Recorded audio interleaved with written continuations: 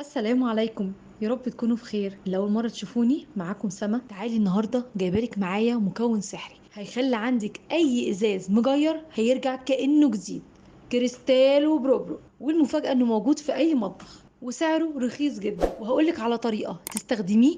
طريقة سحرية هتخليه تتخلصي من أي حاجة في الإزاز بتاعك بمنتهى السهولة في دقيقة واحدة بس قبل ما نبتدي الفيديو فضلا وليس امرا ما تنسونيش في سبسكرايب ولايك جميل منكم، ويلا بينا نبتدي. طبعا ده حوض سمك صغير.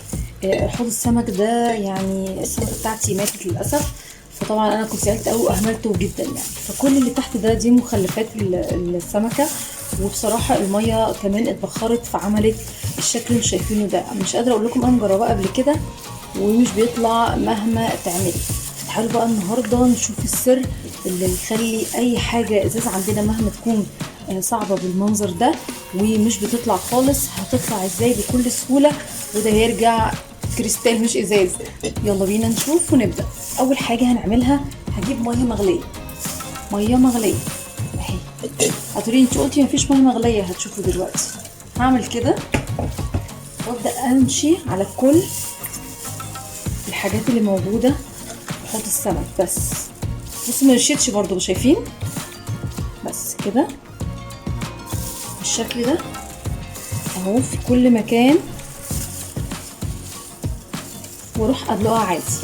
دلقت الميه المغليه خلاص اللي انا حطيتها، وبصوا برضو المنظر عامل ازاي. هاجي بقى بالمكون السحري وباللي احنا بننفذه غلط.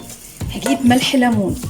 ملح ليمون هتقولي ما احنا بنستخدمه كتير، لا بنستخدمه وننقع والشغلانه دي كلها ما فيش اي داعي لكل ده. هاخد كده شويه من ملح الليمون وابدا كده بالشكل ده.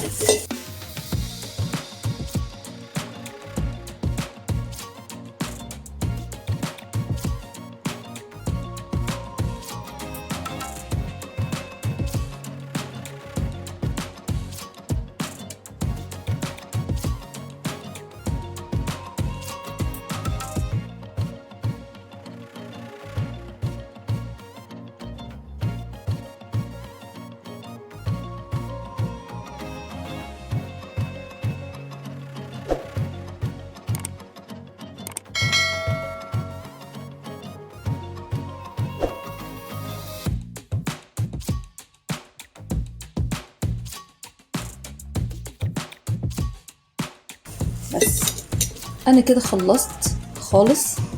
هروح بسرعه على الحوض واشطف. تاتا، لا سحر ولا شعوذه. بصوا الجمال.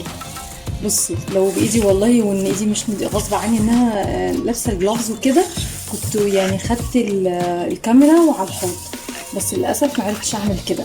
بصوا والله بصوا بتبرق بتبرق حاجه كده فاخر من الاخر. ما قدرتش ان انا ابخل عليكم بحاجه جميله زي كده، مش تاخد منك دقيقه خالص. بصوا برضه عشان اوريكم مصداقيه اللي انا بعمله. دي كانت كوبايه انا حاطه فيها ورده، والورده للاسف الميه برضه اتبخرت. وبصوا ما بتنضفش، غسلتها كتير وقليل وعملت الحاجات دي كلها وما بتنضفش. هنعمل نفس العمله اللي احنا لسه عاملينها دلوقتي. يلا بينا مع بعض.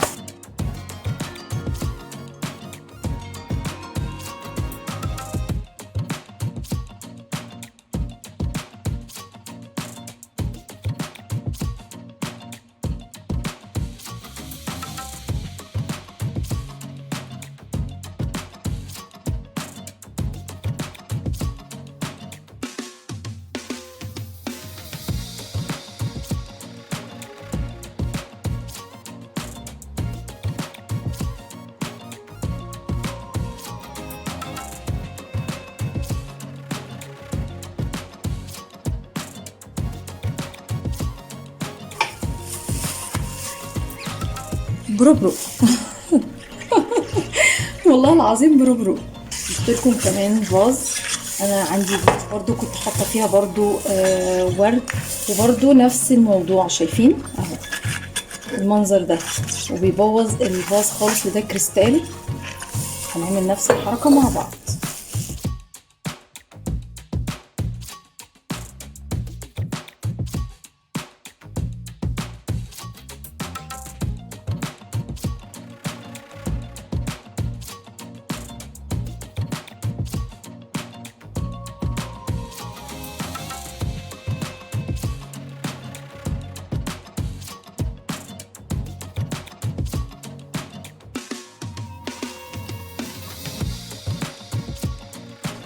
نشطف بقى كل الحاجات اللي احنا عملناها دي ونشوف شكلها النهائي.